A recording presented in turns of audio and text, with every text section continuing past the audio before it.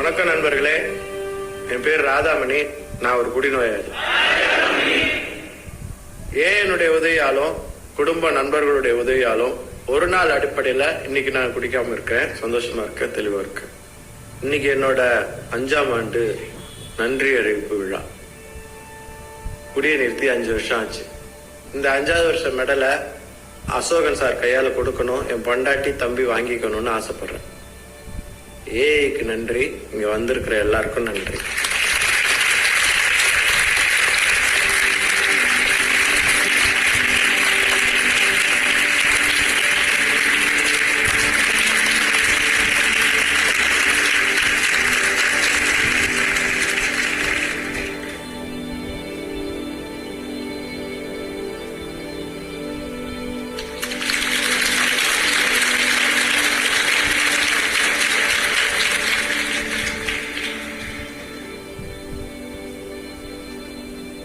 ஏதாவது பேசணும்னா பேசுமா சார்? அதெல்லாம் வேணாம்.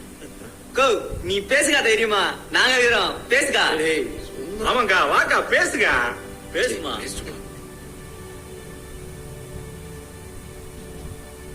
இவரு இங்க வரும்போதே எதுவும் பேசக்கூடாது, அமைதியா மெடலை வாங்கிக்கணும் வந்துடணும்னு சொல்லிதான் கூட்டம் வந்தாரு. இதெல்லாம் பார்த்தப்புறம் எனக்கு பேசணும்னு தோணுது. இவரு குடிக்கும் போதெல்லாம்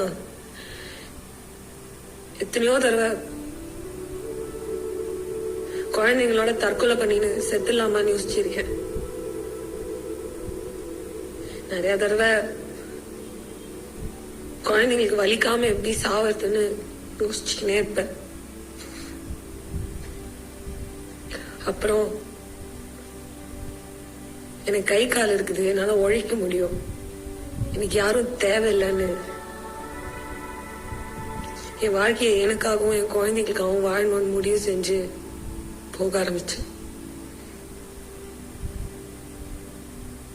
முன்னெல்லாம் எனக்கு நிறைய ஆசை இருந்துச்சு.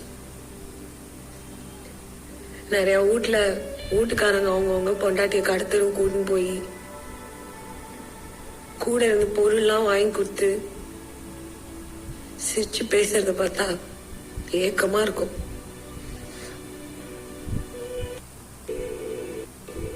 குழந்தைங்க எதுவும் வேணும்னு கேட்கும் போதெல்லாம், கையேந்தி நிற்கும் போதெல்லாம் கோபமா வரும், அழையா வரும்.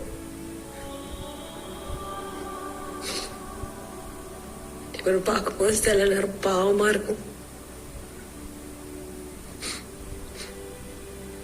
சில நேரம் கொண்டுடலாமான்னு தோணும். எனக்கும் தோணி இருக்கு.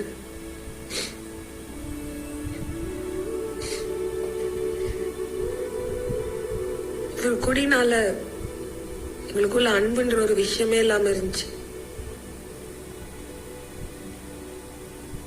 இப்ப அவர் குடிக்காம ஓடி வேலைன்னு இருக்கிறத பார்க்கும்போது, என்கிட்ட அன்பா பேசும்போது, முக்கியமா பேசுறது பொறுமையா கேட்கும் போது, இந்த தொலைஞ்சு போன பாசமும் அன்பும் திரும்ப வந்த மாதிரி இருக்கு. இப்ப நாங்க நிம்மதியா இருக்கோம். எல்லாரும் நன்றி.